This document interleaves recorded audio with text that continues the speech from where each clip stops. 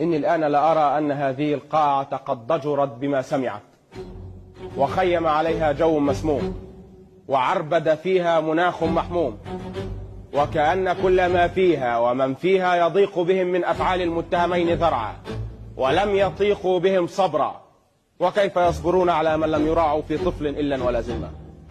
هيئة المحكمة، إن النيابة العامة لهي الحصن المنيع، لهي الحصن المنيع الذي يقف في مواجهة محدثات النوازل، وسيف الحق الذي يأخذ على يد دعاة الفجور والرذائل، ونحن ماضين فيما استرعانا الله فيه وطوقت به أعناقنا من الدفاع عن هذا المجتمع الذي نشرف بتمثيله. سيد الرئيس، إن رؤوس الفساد إذا ما أينعت فحق لها الخطاب، وإني أشهدكم الله أن تملأوا أرجاء هذا الوطن بالأمن بعد الخوف الذي يستحوذ قلبه من جراء أفعال كتلك. فلا نترك الذئاب ترعى في حمانا وتخطف يد الخسة والغدر ابننا وأخانا.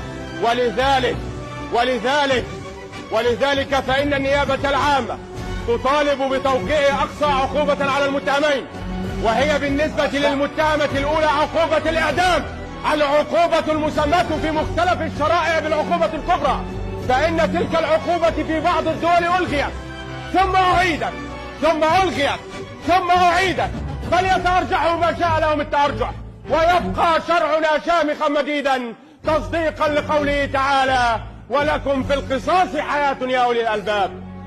هيئة المحكمة، أنتم قضاة الحق، وكلمة العدل التي بها تنطقون يتجاوب صداها في نفوس ناشئة ونفوس ثائرة ونفوس فزعة خائرة. اجعلوا حكمكم رسالة عدل وبلاغ عبرة وبشرة سلام، وإذا جنحتم إلى الرحمة فاشملوا بها النشر، وقد أوشك أن يلتوي والبلاد وقد دب فيها ذاك الداء الوخيم. أنتم أطباء النفس كما أنتم قضاة العدل، والطبيب البصير لا يني عند الضرورة الحاكمة، والقاضي الحازم يهذب بالزجر وهو في زجره من الراحمين. سيد الرئيس، زنوا ثمر طرح ذرع ما ارتكبه المتهمان، وزنوا بين روعة الرحمة وقد حلت بالبلاد والنشر، وبين ضآلتها إن هي حلت بهذين المجرمين العتيدين، ثم اقضوا قضاءكم والله معكم، إنه نعم الهادي ونعم النصير.